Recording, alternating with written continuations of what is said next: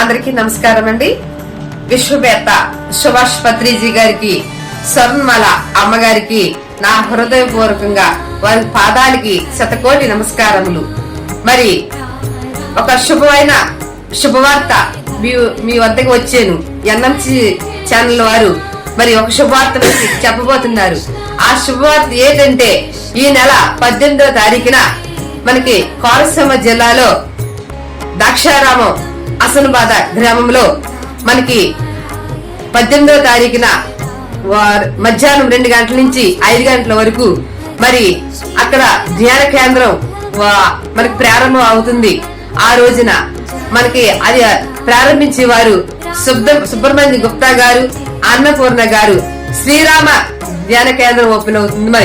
మరి ధ్యానులందరూ వెళ్ళి అక్కడ ధ్యానులతో కలకలలాడాలని, మరి శ్రీరామ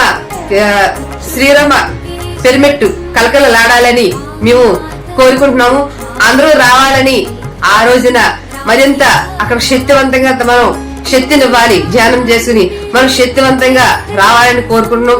ప్రతి ఒక్కరు కూడా 18వ తారీఖున అక్కడ తల రావాలని కోరుకుంటున్నాం. మరి ఆ ప్రారంభోత్సవంలో మనందరూ పాల్గొందాము. మేము వస్తున్నాము, మీరందరూ రావాలని కోరుకుంటాము. చలో హసనాబాద్ గ్రామం, చలో హసనాబాద్ గ్రామం, చలో హసనాబాద్ గ్రామం. Thank you very much.